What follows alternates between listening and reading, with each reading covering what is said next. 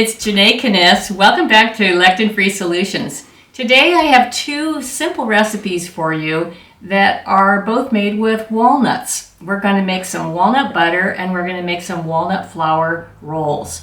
These rolls are going to be a great substitute for those of you that can't eat almonds. My mom is one of those. She's very allergic to them. So I worked on a recipe that would still allow her to have a carb-free roll, because it's kind of nice to have some kind of bread replacement. And for some reason, our family is very, very carb sensitive. So although we do eat some carbs, we have to really limit it. So this helps us have a bread substitute and no carbs. So first of all, we're going to start with the quick walnut butter. You can use a food processor, you can use a Vitamix, you can even use a blender to do this. I'm going to do it quickly in the Vitamix. I've got about 5 to 6 cups of walnuts I'm going to pour in. And I am going to just put a little bit of sea salt to start off with to taste. And get the lid on here. We have to sort of start at a slow speed. This comes together very quickly. Get this on a fairly slow speed. You'll see, just keep pushing it to the corners. I'm going to be adding a little bit of olive oil. You can use any kind of oil you like. Walnut oil would be great. Avocado oil is nice if you can use it. We can't, another thing that we can't use in this family. And as you can see, it's coming together. It happens fast. A little bit more oil. You just keep adding the oil until it's the texture that you like.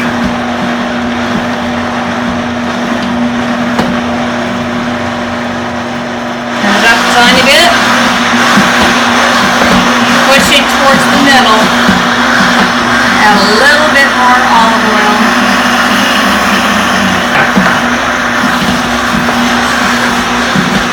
I'm going to stop this and taste it.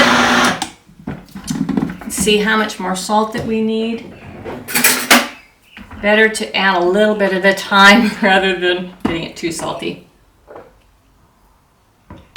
A little bit more. Do that.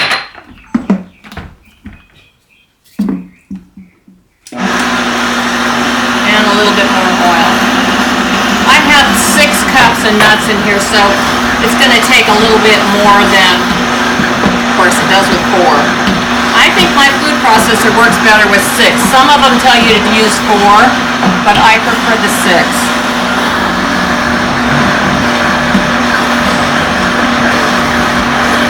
You see, it's just about there. And I think we don't even have a minute into it. Okay, we're done. Okay, now we're going to make the walnut flour rolls. But before we get started, we have to make the walnut flour. What this recipe calls for is 2 cups of walnut flour. You can buy this walnut flour on Amazon already made, but you know what? I like doing it in the food processor and adding the coconut flour that goes in this recipe. I think you get a little finer flour. The only thing that you have to be careful of when you make your own walnut flour is you have to keep pulsing it and watching it, because you don't want it to turn into nut butter. So let's go ahead and get that done. It just takes a few seconds and it's ready. So I've already measured out 2 cups of whole walnuts. We'll put those in.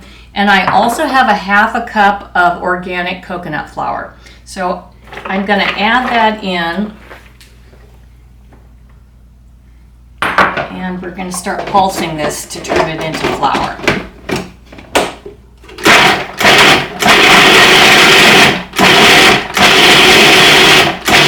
Almost there. The coconut flour actually keeps it drier, so it doesn't turn into butter as fast. And it goes into the recipe anyway, so it makes it a little bit easier. Okay, we're there. Done. Let me give you a look. So now we have a nice fine walnut flour, and we're going to get ready to put this recipe together. Now I need my mixer, so I'll be right back. Okay, now we're ready to put these walnut flour rolls together. In this bowl, I have the walnut flour, which was 2 cups of whole walnuts and 1/2 cup of organic coconut flour. all processed together. We're going to add that into the bowl. Also with that, I have 10 tablespoons of psyllium powder.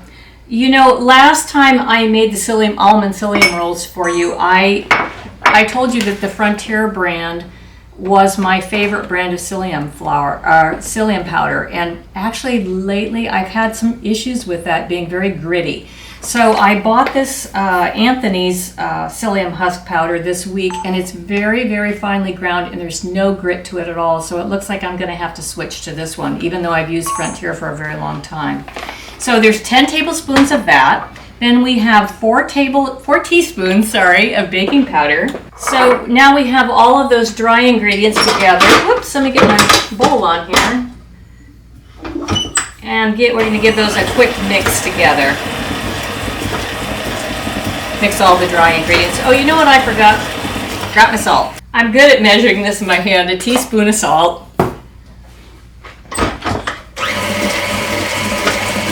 Okay, that's good for the dry ingredients. Then we're going to add 4 whole eggs, 4 teaspoons of apple cider vinegar, and we're going to give that another quick mix. Once that's all incorporated, I have 2 cups of boiling water here, and I'm going to slowly add that.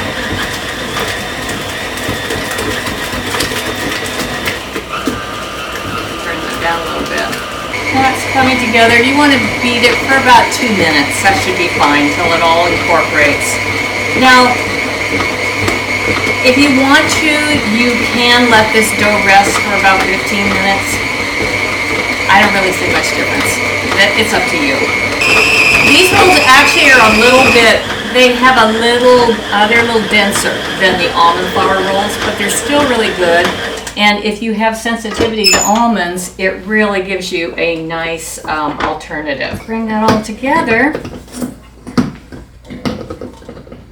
And you can see it's a pretty stiff dough. Just basically the same. It's really the same as the almond flour. We're just working with a little different nut. Okay, now we're just going to make these into rolls, get them into the oven. We'll divide them out on the sheet. You always end up with a different number. Depends upon how much you grab in your hand. I usually end up with somewhere between 12 and 13. You can take and put a little bit of egg wash and add seeds to the top of these if you want to, or just leave them plain. We're going to serve these with the nut butter after they cool down. You know, Dr. Gundry encourages us to eat as many walnuts as possible because it really helps your vascular system stay slick. So that's another good reason to maybe switch out from almond flour to walnut flour. Okay, now for the baking, we are going to preheat the oven to 350, and we will cook these at 350 for 45 minutes. Leave the oven closed, don't peek, don't look in there, and leave it for another 30 minutes. And then your rolls will be finished. I wouldn't cut into them until they're completely cool. Okay, my favorite snack is all ready. We've got walnut rolls and walnut butter. I cut one of these in half to show you, and we're going to put a little bit of this delicious homemade walnut butter on here. You can make this as thin or as thick as you like. You just need to add more or less oil. It's all up to you. And also with, you can add sweetener to it, or you can add things like orange zest, whatever you like. Okay, so let's give this a try, and those are really, really good. You know, these are great for a snack if you do intermittent fasting. It's usually what I have before I have my one meal of the day. Sometime, maybe around 1 o'clock, I'll eat one of these rolls with the walnut butter, and it really keeps me going. It's a nutritious snack, and then I get lots of extra walnuts in me. All right, I hope you enjoyed the recipe. I'll have some other details in the recipe link, so that you can. There's a couple extra tips I'd like to share, so they'll all be in there. All right, bon appetit. Oh my baby, got me staring at you. So I'm crazy. Won't you bend that back for me? We won't stop.